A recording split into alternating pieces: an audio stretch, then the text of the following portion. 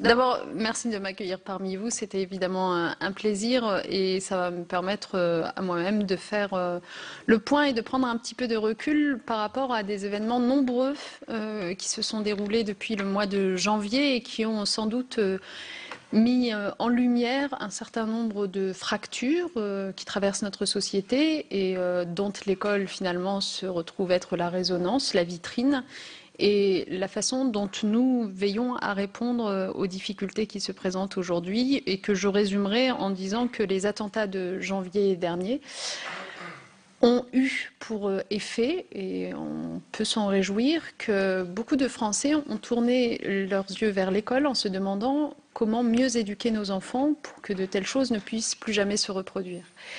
Dans la foulée, vous le savez, l'école s'est mobilisée, notamment en demandant à ce que dans chaque établissement scolaire soit respectée une minute de silence à la mémoire des victimes, laquelle minute de silence a été dans un certain nombre d'endroits perturbée pour diverses raisons qui nous ont amenés collectivement à nous interroger, évidemment, à réunir la communauté éducative, comme je l'ai fait dans les jours qui ont suivi, et à faire en sorte d'organiser ce qu'on a appelé la grande mobilisation de l'école pour les valeurs de la République, ou comment nous assurer qu'en plus de transmettre des savoirs, l'école transmette bien des valeurs aux enfants qu'elle reçoit.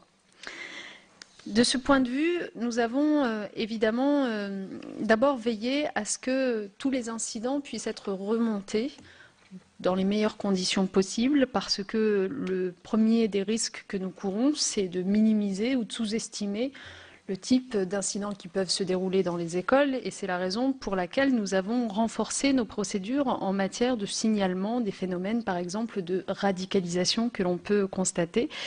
Et la coopération entre le ministère de l'Éducation nationale et l'ensemble des services de l'État a été renforcée de ce point de vue-là, ce qui me permet de vous dire que au 20 mai dernier, nous avons eu 816 signalements qui avaient été transmis aux services compétents de la police ou de la justice grâce à la vigilance des établissements scolaires qui s'approprient de plus en plus les outils qu'on met à leur disposition pour faire remonter ces cas problématiques.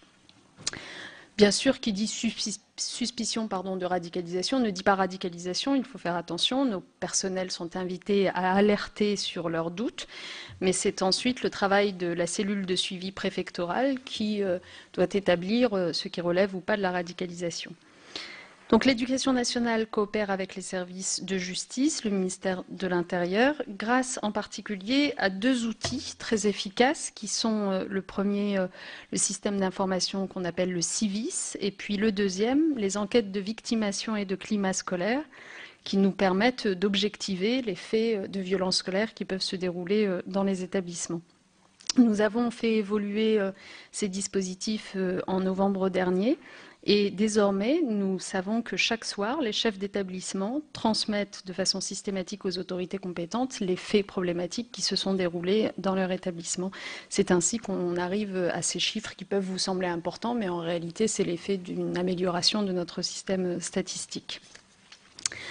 La grande mobilisation pour les valeurs de la République, pour revenir à elle, en refermant cette parenthèse du suivi statistique, ça a consisté à dire l'école ne peut pas être seule, les enseignants ne peuvent pas être seuls pour répondre aux fractures qu'on évoquait ou aux défis qui sont posés à leurs élèves. Et donc, elle a consisté, cette grande mobilisation, à regarder comment s'appuyer davantage sur les acteurs qui entourent l'école. Je pense aux collectivités locales, je pense aux fédérations de parents d'élèves, je pense à tous ceux qui ont dit leur disponibilité pour venir donner un coup de main.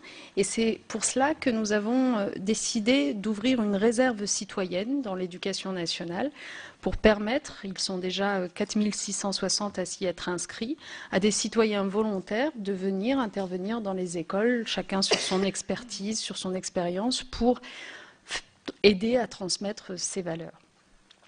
C'est ainsi aussi que nous avons pris la décision, à partir de la rentrée scolaire prochaine, de développer dans les établissements scolaires les services civiques des jeunes qui seront 5000 à la rentrée scolaire, donc dépêchés dans les établissements pour accompagner des projets des élèves, des projets des équipes pédagogiques, et là encore veiller à améliorer le climat scolaire.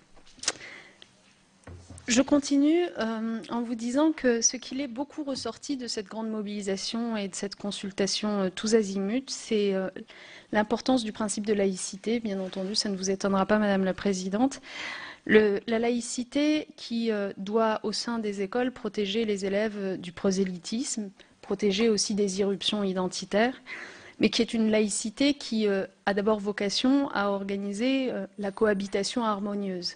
Et de ce point de vue-là, un certain nombre d'enseignants nous ont dit ne pas être toujours armés, outillés pour expliquer ce qu'est la laïcité, pour la transmettre dans de bonnes conditions.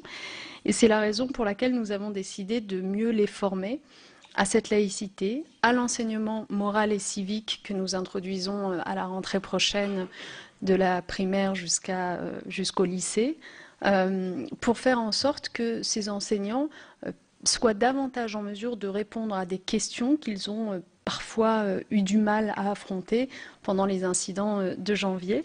Et nous avons ainsi, entre le mois d'avril et le mois de mai, déjà formé 1200 formateurs, pardon de ce vocabulaire, mais en l'occurrence des cadres de l'éducation nationale, c'est-à-dire des chefs d'établissement, des inspecteurs, des conseillers pédagogiques, des référents laïcité, qui seront à leur tour amenés à former 300 000 enseignants d'ici la fin de l'année 2015 pour répondre à ces défis. Je parlais de l'enseignement moral et civique, c'est une nouveauté importante qui va donc voir le jour à la rentrée prochaine. Cela se traduira concrètement sur l'ensemble d'une scolarité d'un enfant entre le primaire et le lycée par 300 heures d'enseignement qui lui seront délivrées non pas sous la forme d'un enseignement magistral, théorique, descendant, mais d'un enseignement qui s'appuie bien sur un programme, puisque ce programme a été rédigé par le Conseil supérieur des programmes et donc que nous l'avons adopté, mais qui s'organise essentiellement autour de débats, car ce qu'il est apparu, c'est que c'est surtout l'esprit critique des élèves qu'il faut davantage développer pour ensuite mieux leur transmettre ces valeurs républicaines dont nous parlons. Et donc c'est autour du débat, autour de la capacité à trier l'information, à utiliser pour ce faire les outils numériques dont on sait que souvent ils noient d'informations les élèves concernés, que cet enseignement moral et civique s'organisera l'année prochaine.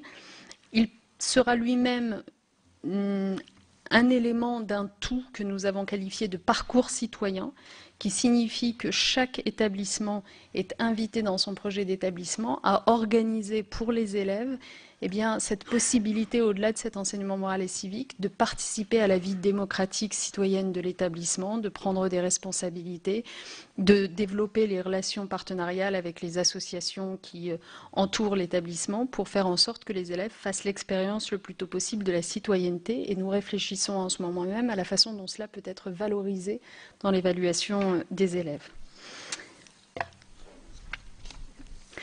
Une deuxième chose qui nous est apparue au-delà de la laïcité, c'est le faible niveau d'un certain nombre d'enfants, d'élèves, dans l'expression en français, tout simplement.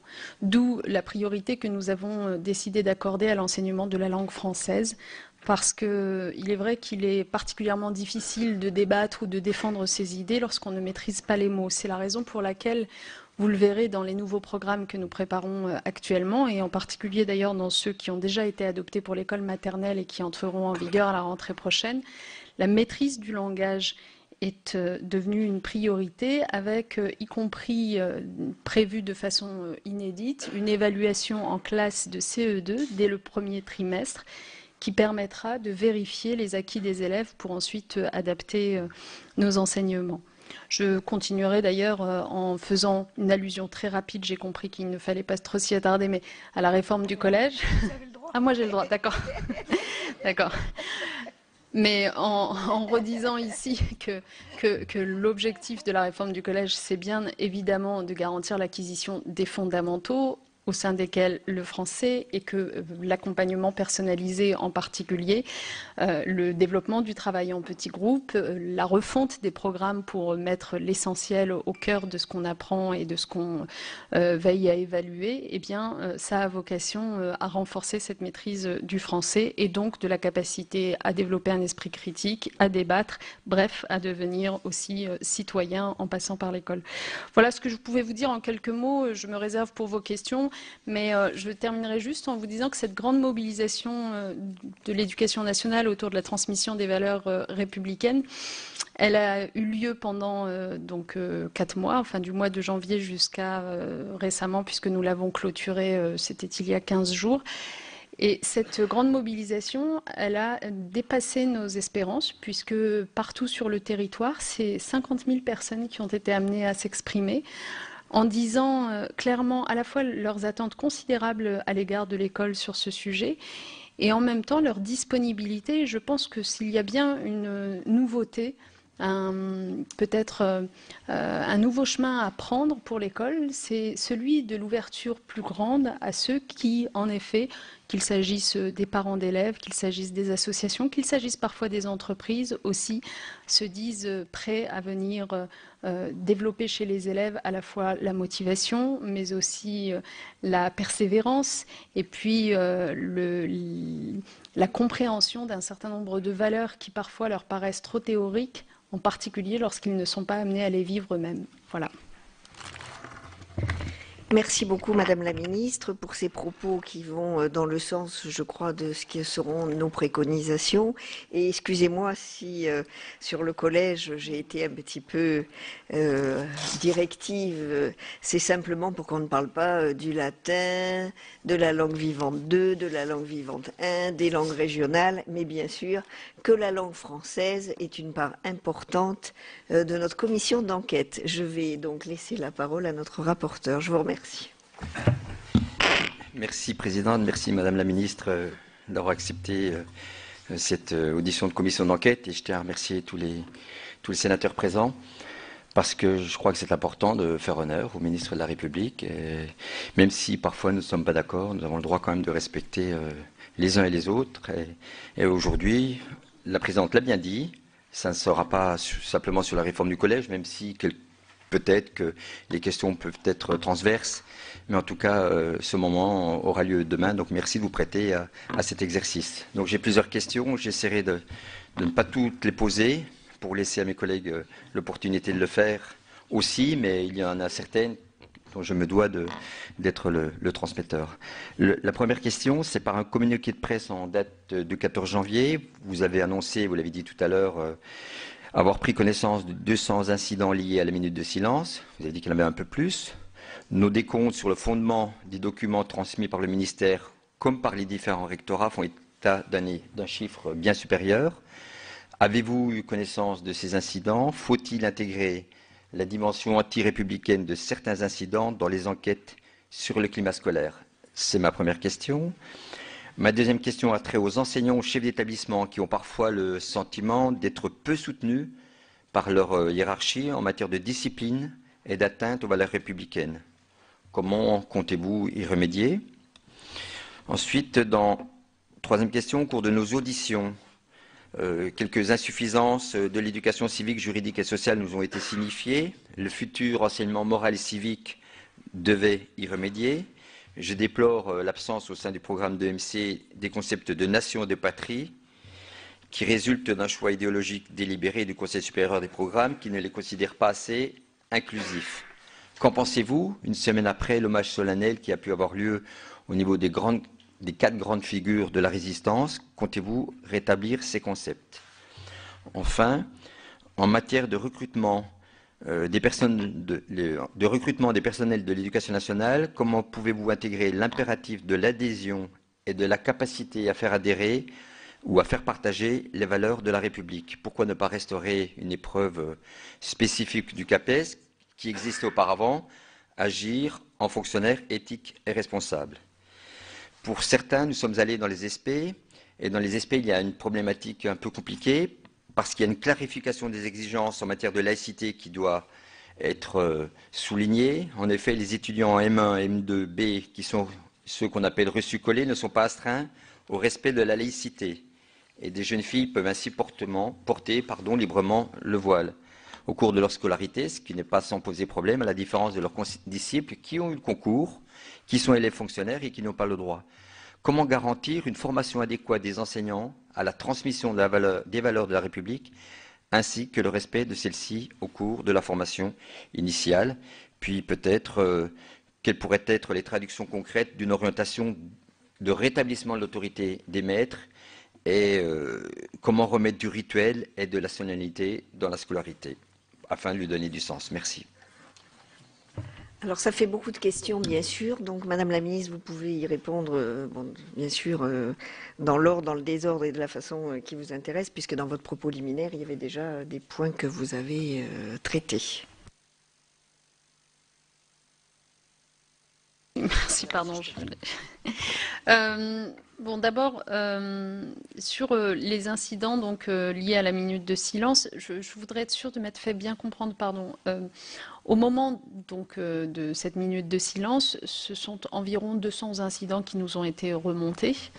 Je conviens aisément qu'on a connaissance que des incidents qui nous sont remontés. Donc je ne suis pas là pour vous asséner avec force qu'il y en a eu 200. Sans doute il y en a eu davantage. En tout cas, ce dont je suis sûre, c'est que nous avons passé des instructions très claires pour que rien ne soit minimisé, sous-estimé ou non signalé. Donc je crois que 200, c'est à peu près raisonnable comme chiffre. Ce dont je vous parlais, moi, tout à l'heure, c'est des signalements de radicalisation qui sont encore quelque chose d'autre, qui est lié, vous savez, aux tentations de djihad vécues malheureusement par un certain nombre de jeunes et pour lequel nous avons formé, adressé un livret aux équipes enseignantes et aux chefs d'établissement sur la façon dont on peut identifier des signaux de radicalisation. Et donc c'est ce travail-là qui nous donne le résultat que j'évoquais des 816 signalements.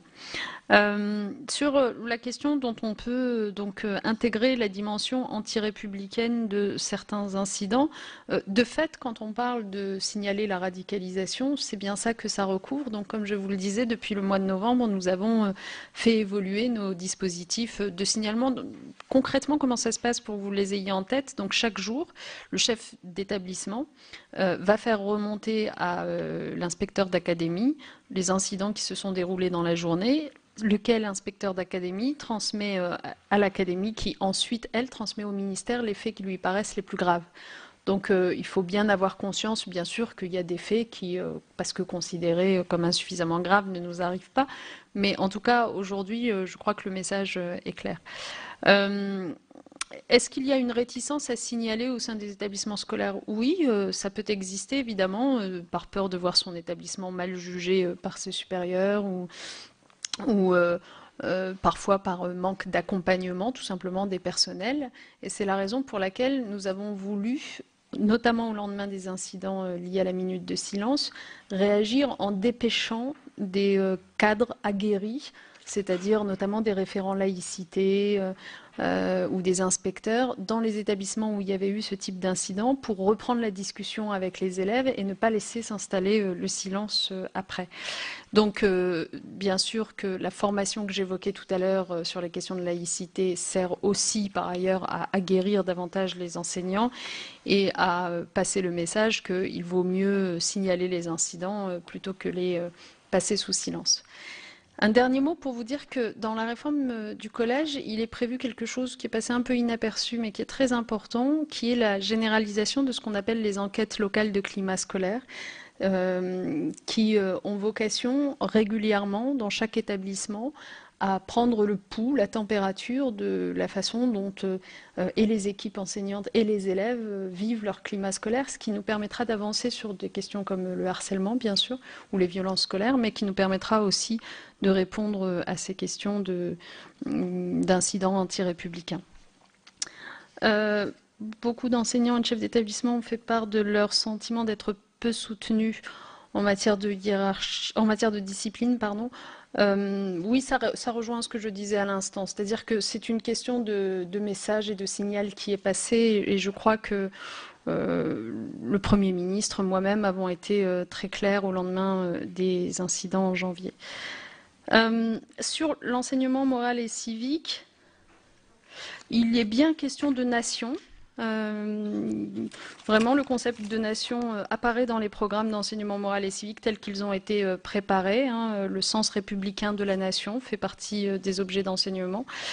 Et parmi les autres objets d'enseignement, on peut aussi citer le drapeau national, l'hymne national, la fête nationale ou encore la défense nationale. Donc on est bien d'accord que ces programmes ont bien vocation à transmettre un certain nombre de savoirs, de connaissances et de valeurs aux élèves. Pardon, je passe d'une page à une autre.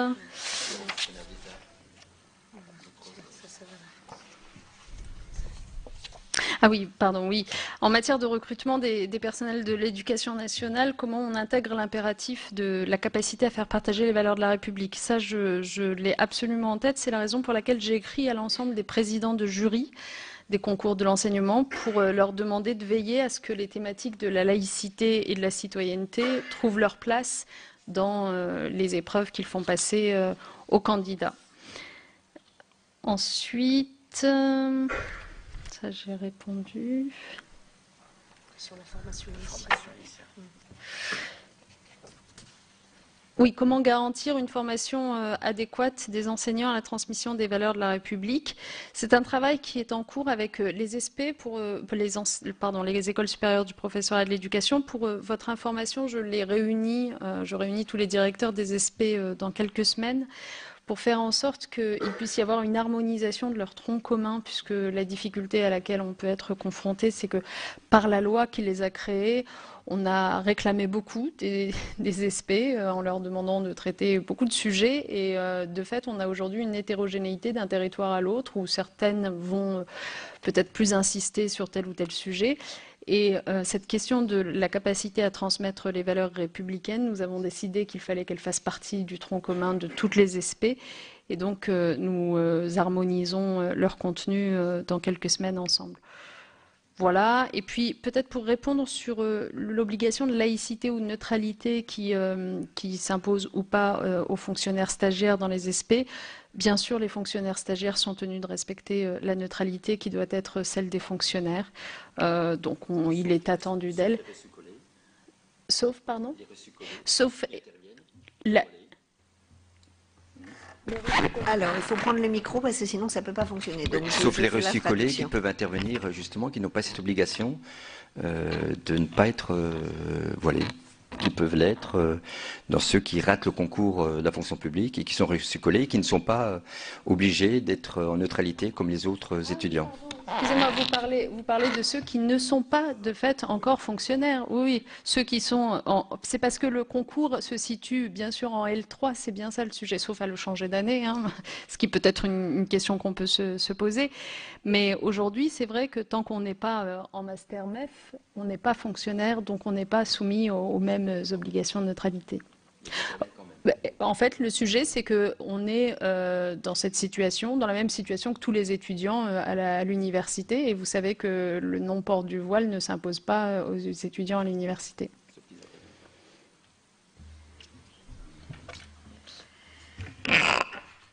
Alors, merci beaucoup. Peut-être la dernière question, je ne sais pas si vous l'avez vue, Madame la Ministre, celle sur l'autorité des maîtres. C'est pas magique, mais elle a été posée. Donc... Si, pardon, c'est une question importante. La question des rites, vous vous souvenez qu'elle avait beaucoup fait partie du débat en janvier.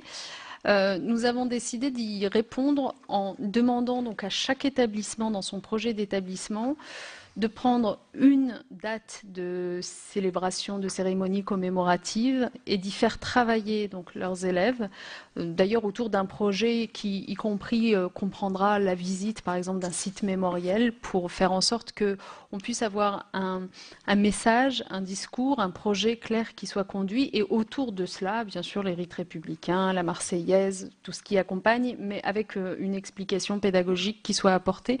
Et donc les établissements sont en train de travailler sur ces projets qui nous permettent finalement de répondre aussi bien à la question de la transmission des valeurs républicaines qu'à celle de la transmission de la mémoire. Donc, si vous le voulez, je vais faire des séries de questions, donc 3, etc., pour que Madame la Ministre puisse les noter et répondre de façon... Donc groupé, mais en même temps que tout le monde puisse avoir la parole. Donc la première question que j'ai, c'est Monsieur Magnier. Bien, merci Madame la Présidente, Madame la Ministre, mes chers collègues.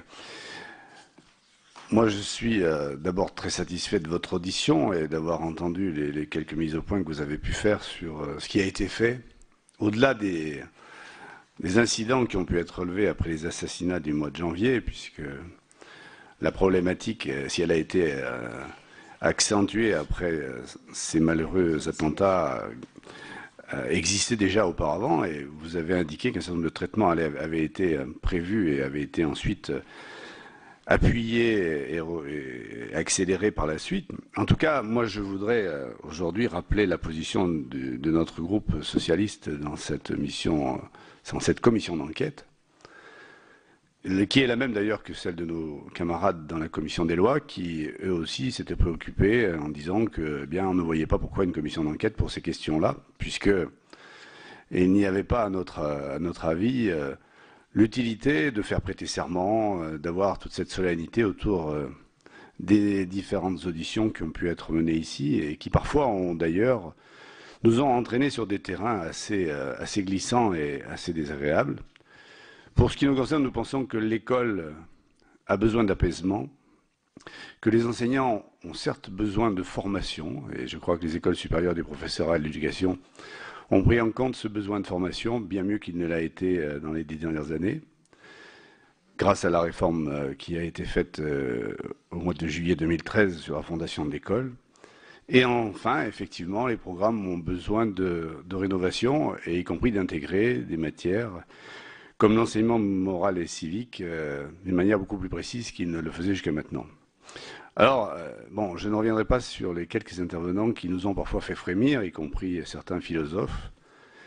D'autres nous ont fait plaisir, philosophes aussi, M. Bidard par exemple, que nous avons entendu avec beaucoup de passion dans cette salle il y a peu de temps. Et puis moi je suis un peu inquiet par les diatribes parfois à peine voilées de notre rapporteur, qui parfois font des diatribes sévères contre le pédagogisme. Je ne sais pas, chers collègues, si vous êtes laissés entraîner.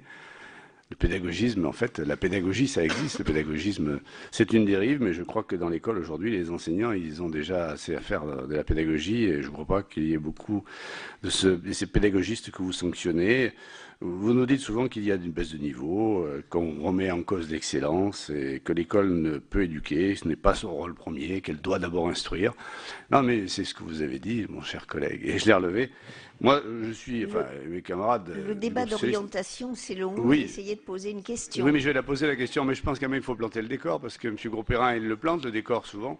Mais moi, je voudrais le planter. Alors, je ne reviendrai pas là-dessus, mais pour nous, il y a eu un certain nombre d'excès de langage, et qui pourrait laisser penser qu'on met un peu l'école à feu et à sang après ces graves événements du mois de janvier, et qu'on en a profité parfois pour essayer de faire, sinon le procès, au moins la mise en cause de l'institution scolaire, certainement des enseignants, puisque je vous le fais observer, les syndicats s'inquiètent aussi parfois de toutes ces observations qui sont faites sur leur travail. Et pourtant, comme l'a dit ici M. Léonet, qui est directeur central adjoint de la sécurité publique, lorsqu'il était auditionné, il n'y avait pas autant d'incidents que ceux qu'on aurait bien voulu nous faire croire. Et je crois que cette commission d'enquête, elle avait été faite essentiellement pour démontrer, parce que la réponse du ministère ne suffisait pas, qu'il y avait eu beaucoup plus d'incidents que ceux qu'on avait pu faire remonter. Or, aujourd'hui, eh bien, je crois que tout le monde est à peu près d'accord pour dire qu'il n'y a pas lieu de faire... tous ces débats, même s'ils sont intéressants parfois, puisque les auditions sont toujours intéressantes, mais toujours de mettre autant de solennité et de faire prêter serment pour dire des choses tout à fait simples, effectivement que nous connaissons bien et que nous rencontrons lorsque nous allons dans les écoles. Alors, Madame la Ministre, moi je suis content que vous ayez pu rassurer, je l'espère, notre rapporteur. Pour ce qui nous concerne, donc, nous ne cautionnons pas les mises en cause des enseignants de l'école. Nous ne nous associons pas à un certain nombre de choses qui ont été dites lors de ces auditions et lors de ces commentaires, et nous prendrons nos dispositions lorsque ce rapport sera remis. Nous attendons avec beaucoup d'impatience de connaître le contenu qui sera, nous l'espérons bien, qui sera dévoilé bientôt devant cette commission. Pouvez-vous aujourd'hui, Madame la Ministre, nous préciser... je crois que vous avez déjà répondu à beaucoup de ces questions, mais comment nous pouvons aujourd'hui montrer aux élèves, aux parents d'élèves, comment pouvons montrer que l'école vraiment a besoin d'un climat serein et qu'il faut laisser à la porte de l'école aujourd'hui toutes les questions qui sont d'ordre cultuel et la laïcité, effectivement, s'impose. Malheureusement, c'est une chose que l'on dit souvent, mais il faut que cela rentre vraiment dans les faits, que l'école soit vraiment inspirée et pleine de cette valeur de la laïcité. Et enfin, comment dans la formation des enseignants pouvons-nous affirmer et dessiner encore mieux justement une laïcité tout à fait stricte, mais toujours garder un accueil bienveillant de nos élèves, qu'ils soient collégiens, qu'ils soient lycéens ou même qu'ils soient étudiants. Monsieur le rapporteur, je vous remercie. Merci. Donc la deuxième question, c'est Monsieur Carle qui va la poser. Donc par respect pour le temps imparti à la ministre, veuillez être court. Je vous remercie. Merci Madame la Présidente. J'aurais deux questions, Madame la Ministre. La première, elle apparaît simple, mais la réponse peut-être un peu moins. C'est où commence et où s'arrête l'école, et donc où se commence et où s'arrête, où s'appliquent les règles qui concernent l'école. Pourquoi je vous pose cette question? Parce que les enseignants que nous avons rencontrés nous ont fait part effectivement des difficultés qu'ils ont face à des signes ostentatoires qui portent atteinte à la laïcité, et ils se sentent, et je peux confirmer ce qu'a dit le rapporteur, pas suffisamment soutenus par leur hiérarchie, mais où ils ont des difficultés, c'est à l'extérieur des murs. Qu'en est-il donc des accompagnements pour les sorties scolaires ou les accompagnements pour les activités culturelles et sportives? Quid des conseils de classe? Et là, ils nous ont dit qu'ils voulaient de la clarté. Deuxième question, vous l'avez dit, l'école c'est une caisse de résonance de la société, des soubresauts de la société, qu'elle a ses responsabilités, mais elle n'est pas seule responsable. Il y a la famille, et il y a aussi, j'allais dire, l'environnement de l'école. Or, on met des sommes considérables dans chacune de ces politiques. L'école, votre budget c'est 66 milliards, je crois. La politique de la ville c'est plus de 40 milliards. La famille c'est aussi une somme considérable, et il semblerait que il n'y a pas, j'allais dire, suffisamment d'efficacité et un manque de cohérence entre ces politiques. Et est-ce qu'il ne faudrait pas avoir une vision transversale pour que ces politiques aient plus de synergie? Et la troisième question de cette première série, Madame Blandet. Merci Madame la Présidente. Madame la Ministre, j'ai deux questions sur votre politique et deux questions plutôt sur votre opinion. Sur la réunion qui va avoir lieu des SP, dont je me réjouis qu'elle flèche les valeurs de la République comme un élément indispensable du tronc commun, je vous demande si vous avez prévu d'inciter les directeurs à associer des acteurs de l'éducation populaire qui sont quand même très férus de l'enseignement du respect de l'autre, par l'exemple, de la culture de l'engagement, association de ces acteurs qui avait été prévue dans la loi refondation de l'école. Même chose sur l'évaluation dont nous attendons les avis du ministère. Le CSP avait dit l'importance de mêler rigueur et exigence et puis bienveillance afin que l'élève comprenne ce qui lui manque et ce qu'il a acquis, mais surtout qu'il se sente respecté. Je pense au secrétaire général de l'enseignement catholique qui nous disait écrire copie nulle, c'est pas la dignité de l'élève, c'est pas les valeurs de la République, quoi. Donc voilà, est-ce qu'il va y avoir des indications là-dessus? Deux choses que nous avons entendues en suggestion et sur laquelle je vous consulte. N'y aurait-il pas pertinence d'une charte d'entrée en profession, un peu à la manière du serment d'Hippocrate pour les médecins, où les enseignants déclareraient qu'ils s'engagent à faire valoir telle et telle chose? Ça me semble important. Et un détail particulier à notre République, aujourd'hui tout le monde est d'accord sur la laïcité et les valeurs de la République, mais il y a quand même encore le concordat. Je me garderai bien de m'y attaquer, ce n'est pas le lieu. Simplement, dans les départements du concordat, il y a des horaires d'enseignement religieux dont l'islam au passage est d'ailleurs prohibé, ce qui pose un petit problème. Mais ces horaires ne sont-ils pas aujourd'hui à gommer au profil de l'EMC? Ou est-ce que ça va être compatible? Merci. Madame la Ministre, si vous voulez bien répondre.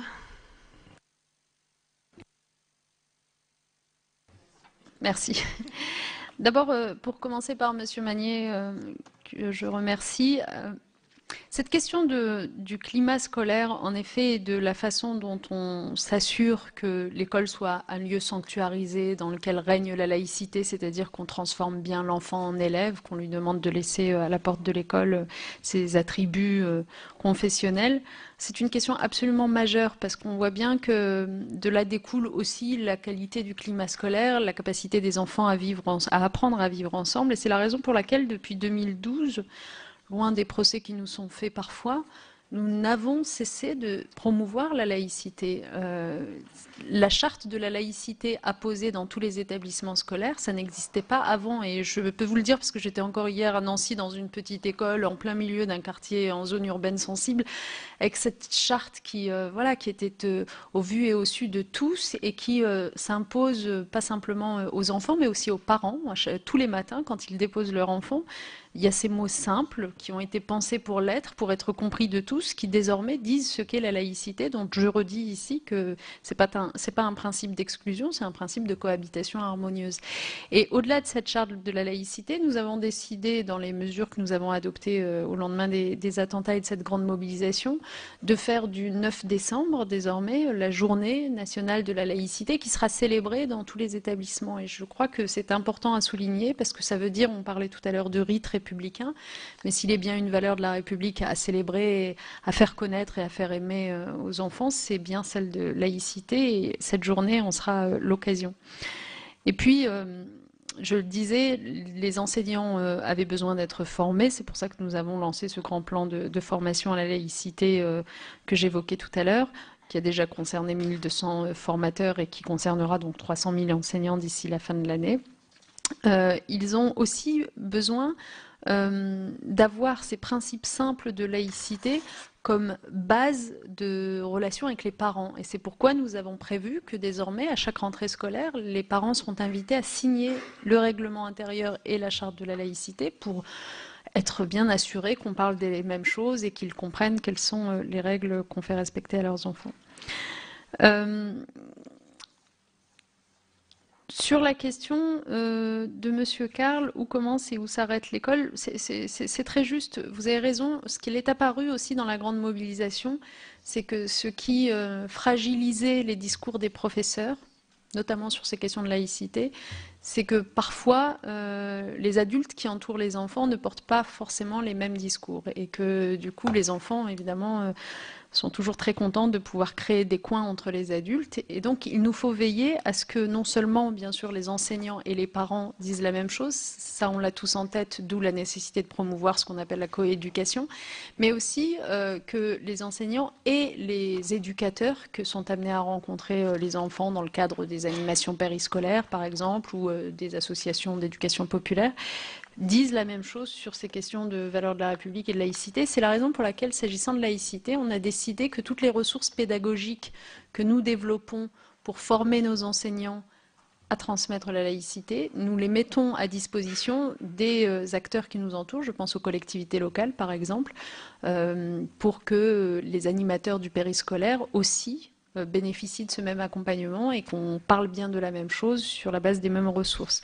Donc on y travaille avec l'Association des maires de France dans le cadre des plans éducatifs territoriaux que l'on construit pour les rythmes éducatifs, mais je crois que au fond, s'il y a bien un mot qui est ressorti de toute la consultation de ces 4 derniers mois sur les territoires, c'est décloisonner. Décloisonner, arrêter de fonctionner en silo, l'éducation nationale qui a ses propres règles, les services de santé leurs propres règles, etc. Et donc, ce sujet de laïcité en est une bonne illustration. Tous les adultes doivent parler la même langue quand on parle de laïcité aux enfants. Parler la même langue, ça ne veut pas dire, pour faire le lien avec votre question suivante, être sourd à ce qui peut se dire parfois et ne pas faire un effort de compréhension. J'en viens à la question des accompagnatrices de sortie scolaire. Moi, je ne jette la pierre à personne. Un de mes prédécesseurs, en l'occurrence Luc Châtel, avait fait adopter une circulaire dans laquelle il précisait qu'il fallait lutter contre le prosélytisme à l'école et que lorsque des parents, des mères en l'occurrence, portaient le foulard et qu'elles se proposaient pour être accompagnatrices scolaires, il ne fallait pas les y autoriser parce qu'on considérait cela comme du prosélytisme. On a vu les effets que ça a eu sur le terrain. Quand je dis que je ne jette la pierre à personne, c'est que je ne reproche à personne de tenter quelque chose, mais ensuite il faut évaluer ce qu'on fait. Et les effets que ça a eu sur le terrain, c'est que ça a été terriblement contre-productif. C'est-à-dire que ça a braqué une génération entière d'enfants contre même le principe de laïcité. Or, si on croit au principe de laïcité, je crois qu'on doit veiller avant tout à ce que les enfants y adhèrent.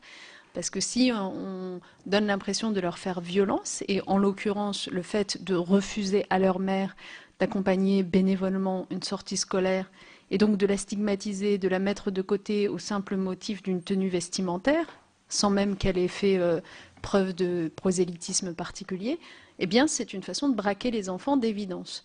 Et donc, c'est pour cela qu'en effet, j'ai revu la position sur ce sujet, mais je voudrais être très claire sur ma position à moi. Je suis opposée à toute forme de prosélytisme. Et donc, je l'ai dit aux équipes enseignantes et aux chefs d'établissement, dès lors qu'il y a du prosélytisme, d'ailleurs qu'il soit politique ou religieux ou autre, il faut bien évidemment s'opposer à la venue dans l'établissement ou à l'accompagnement par un parent d'une sortie scolaire. Mais quand il n'y a pas ce prosélytisme, quand on est simplement face à un parent qui n'est pas un agent du service public, donc qui n'est pas tenu par les mêmes règles de neutralité, quand on est face à une volonté de coopérer des parents, je crois que nous devons tout mettre en œuvre pour favoriser la coéducation, favoriser le travail partenarial de l'école avec les parents. Et c'est la raison pour laquelle j'ai souhaité que dans ce type de situation-là, les équipes fassent preuve du discernement qu'on attend d'elles et favorisent cette coopération plutôt que de la rejeter. De manière générale, le maître mot en matière de laïcité, c'est discernement. C'est d'ailleurs une preuve de confiance qui est faite aux équipes enseignantes que de leur dire il y a certes des règles qu'on définit au niveau national uniformément, mais ensuite il y a la réalité du terrain et c'est aussi voilà, dans le détail de la vie que ces équipes savent comment se comporter. Par exemple, vous aurez noté que s'agissant de cette jeune fille à la jupe longue qui, dans un établissement scolaire, a vu ses parents convoqués au motif qu'elle perturbait, eh bien, j'ai pris la défense et le soutien de l'équipe enseignante parce que, de fait, j'ai pu constater qu'il y avait perturbation, il y avait incident et que, comme je le disais tout à l'heure, nous demandons aux enseignants de faire remonter les incidents, de ne pas les minimiser. Donc, quand ils ont lieu, oui, il faut convoquer les parents, oui, il faut adopter des sanctions éducatives, pédagogiques, et non, il ne faut pas laisser passer les provocations. Mais c'est une question de discernement, et ça n'est évidemment pas au motif de la couleur ou de la longueur de la jupe que cette jeune fille a été prise à partie. C'est bien parce qu'elle avait un comportement qui n'était pas acceptable. Donc discernement, et pour que les enseignants puissent faire preuve de ce discernement, formation, on l'a dit, en initiale dans les SP, on l'a dit, en continu, comme je l'ai évoqué, et puis accompagnement, c'est-à-dire pouvoir se reposer sur des spécialistes au fond de ces questions-là. Et c'est la raison pour laquelle, depuis 2012, nous avons développé dans chaque académie des référents laïcité, qui là encore n'existaient pas auparavant, donc des monsieur ou madame qui sont spécifiquement chargés d'accompagner les équipes sur ces sujets. Madame Blandin, sur la question des SP et du fait d'associer les acteurs de l'éducation populaire. Oui, d'abord, je voudrais vraiment insister sur le fait que le ministère de l'Éducation nationale soutient beaucoup les acteurs de l'éducation populaire. Enfin, vous le savez évidemment, vous, mais ce n'est pas forcément su à l'extérieur. Et on le fait parce que, de fait, il y a un travail efficace qui est conduit par ces associations et nous souhaitons en effet développer leur implication dans les formations qui seront délivrées par les SP. Sur le reste, vous m'interrogez sur notre calendrier en matière d'évaluation. Je redis ici que la réforme du collège que nous avons conduite est un tout. Il s'agit bien, à la rentrée 2016, d'avoir à la fois une organisation du collège, des pratiques pédagogiques qui évoluent, je ne reviens pas dans le détail, des programmes qui sont revus et repensés pour mettre l'acquisition des fondamentaux en leur cœur, et qui sont pensés en cohérence avec les nouvelles pratiques pédagogiques. Pour dire les choses clairement, dès lors qu'on introduit de l'interdisciplinarité, il faut que ça se retrouve dans les programmes, par exemple. Et pour boucler la boucle et que tout cela fasse un ensemble cohérent, il s'agit bien aussi de réformer l'évaluation, donc d'avoir un nouveau diplôme du brevet qui, en effet, soit à la fois exigeant, clairement, et qui en même temps soit stimulant, parce que nous estimons que l'évaluation, elle est faite aussi pour encourager, faire progresser les élèves. Et puis un diplôme national du brevet qui, tout simplement, conforte les évolutions que nous avons introduites. Typiquement, si dans notre réforme du collège, nous voulons mettre l'accent davantage sur la maîtrise de l'oral en plus de celle de l'écrit, mettre l'accent davantage sur la capacité des élèves à coopérer, à travailler ensemble, à mener des projets, il faut que cela se traduise ensuite parce que le brevet vient sanctionner, évaluer, et donc c'est l'objet de cette réforme du brevet qui va être adoptée prochainement et qui entrera en vigueur aussi à la rentrée 2016. J'ai noté les 2 derniers points, juste un mot, j'ai noté l'idée d'une charte d'entrée en enseignement. Je ne sais pas si vous l'aviez formulé comme ça, mais c'est comme ça que je l'ai noté, mais je trouve que l'idée est intéressante, je pense qu'elle mérite d'être creusée. Et puis, sur la question de l'enseignement religieux, j'insiste sur l'enseignement laïque du fait religieux, dont j'avais indiqué après janvier que je souhaitais le voir renforcé dans les nouveaux programmes, puisqu'on a d'une certaine façon la chance de voir l'ensemble des programmes qui sont refondus. Donc, le CSP, que vous connaissez bien, le Conseil supérieur des programmes, a reçu cette instruction et le travail est en cours pour faire en sorte que cet enseignement laïque du fait religieux soit bien présent sur les 3 monothéismes. Et il ne s'agit pas, là encore, d'apprendre une foi aux élèves, mais de développer leur esprit critique à l'égard de ce qui peut s'écrire en la matière. Merci. Voilà, vous venez de suivre l'audition de la ministre de l'Éducation nationale, Najat Vallaud-Belkacem, par la commission d'enquête du Sénat sur le service public de l'éducation et la perte de repères républicains. Devant les sénateurs, la ministre est revenue sur sa vision de l'école comme vecteur des valeurs républicaines. Une audition que vous pouvez revoir et revoir sur notre site internet publicsénat.fr. Dans quelques instants, vous avez rendez-vous avec votre émission politique Preuve par 3, présentée par Michel Groschior et Perrine Tarnot. Leur invité ce soir, François Baroin, sénateur Les Républicains et président de l'Association des maires de France. Très bonne suite des programmes sur les chaînes parlementaires.